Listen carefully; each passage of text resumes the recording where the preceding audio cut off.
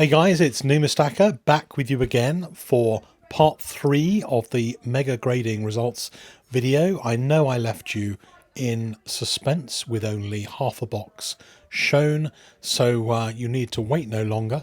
This is part 2 of the big box, showing the remaining coins that have arrived from NGC for grading by members of the Silver Forum and members of the public, mostly in Great Britain and Europe, who choose to use my services to grade their coins with NGC. And so let's have a look at all this kind of stuff. So the Dragon and Tiger 2018 Perth Mint, really lovely deep relief proof. This one, it gets better, doesn't it? PF70. This one was a mechanical that went back. I think something was wrong with the label. It's come back again, which just gives me a great second or third chance of showing it to you guys. It's basically a sovereign on steroids made out of silver. One of the nicest of these, this size of coin in recent years, with the St. George and Dragon, the Pastruki St. George and Dragon. You can see here next to a sovereign. Exactly the same design, but just a great chance to see it blown up large. If you don't have the money to buy a 5 sovereign gold piece, then I guess that's the next best.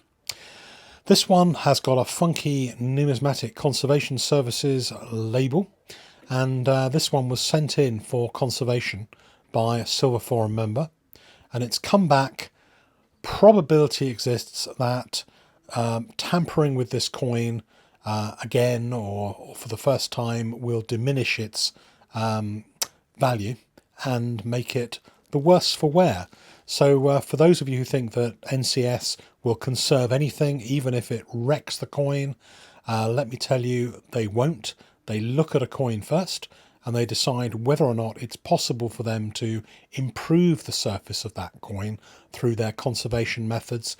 And if it's not, they put it into one of those body bags and send it back, doing nothing whatsoever to it at all. Okay, so Joe, take a look at this. This is one of yours. I know you weren't happy with the 68 on these coins. And I feel that it was a shame. It was a nice modern coin, nothing wrong with it whatsoever. Lovely design, lovely coin, but NGC chose to conserve it, and after conservation it got a 68 rather than a more reasonable and useful 69 or a 70, so I'm sorry for that. 1911C Canadian Sovereign. And if you remember, there was a video showing this coin originally. It was in a kind of blown up, heat affected slab. I think there were 2 of them, 2 1911 Canadian sovereigns. They were distorted and blown up, and the owner of these wanted to have them reholded in slabs that were not kind of blown up and messed around with. Next one here is a lovely sovereign, 2017 sovereign, PF70. Most of these coins get a PF70, and that was quite a good result, very good result. This one is a rare coin. There's only 1,200, I think, of these minted, roughly. This one is a Regal collection gold coin belonging to my friend and buddy who has a YouTube channel, Regal Stacker. If you haven't followed some of Regal's entertaining videos, then if you're a Panda lover or a Britannia lover, don't go and see his channel. But if you like sovereigns, do follow him and go and see his channels. This was actually a set that belonged to me, and I sold it to Regal, and I've had it reholded with the Regal collection as a pedigree.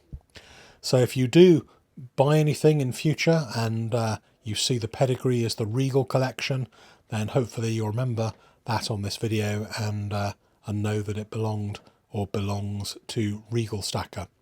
So this is a premium 3 coin set, giving you the 2 sovereign, the 1 sovereign, and the half sovereign, and all of them grade 70. And my discriminating friend Regal Stacker pretty much only collects 70 grade coins, which is a wise move because everybody wants 70 grade coins. So pretty good bet. 1914 Sovereign. This is another friend who has the pedigree, the CT collection. And I've been putting a few coins through with pedigrees, and I think it's nice to grade coins where they have a pedigree, because it probably means the collector is more of a collector than a flipper or a dealer, and there's a desire to accumulate the best possible collection of coins going forward. And who knows, maybe at some stage CT collection will come up with one of the big auction houses and be sold off. Until then, it's going to be a pedigree that hopefully I'll get to grade quite often. Got a nice mint state 1872 Shield Sovereign with no die number, followed by a half eagle. AU58 just below mint state, almost uncirculated, pretty good coin, and that's an 1899 half eagle. You saw in the previous video a MS64, MS65 actually, half eagle, and it's interesting to compare those side by side just to see how perfect that 58 is compared to the 65, and I will do that if I have time. Meanwhile, for your pleasure, the MS64 really high grade 1906 half sovereign. Half sovereigns in high grade don't tend to come about too often, and 64 is really great. So here is the second of those Centennial sovereigns from the Perth Mint. They both of them at different times, separated by a couple of months actually. Both of them got a 68, which is really unfortunate, I guess, for this particular great supportive YouTube sub who wanted to get a 69 or a 70. So I feel really bad about the fact that they got a 68, those coins. There are 3 coins here, all Great Britain sovereigns, 1963, and these are all mine.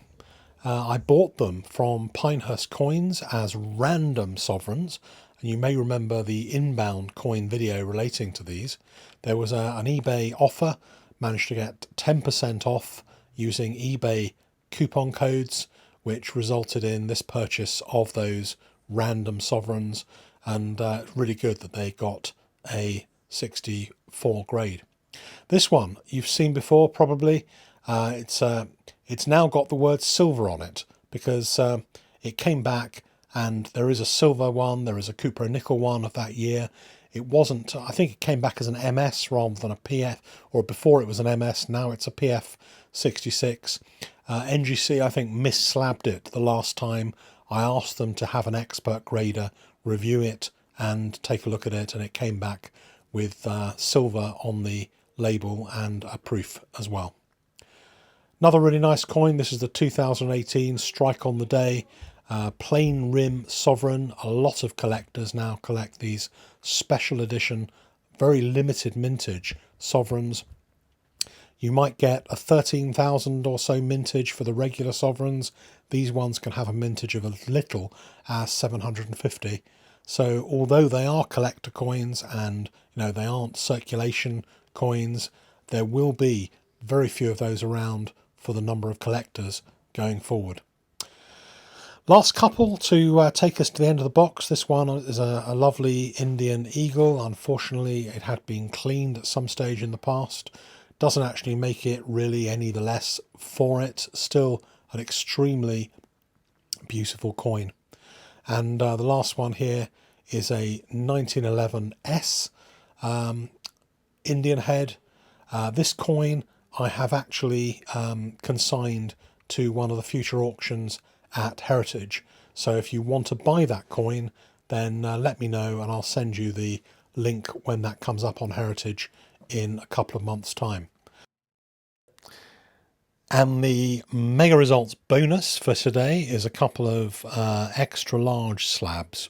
So I thought I'd fit them into the end of this video rather than showing you those separately on a separate video.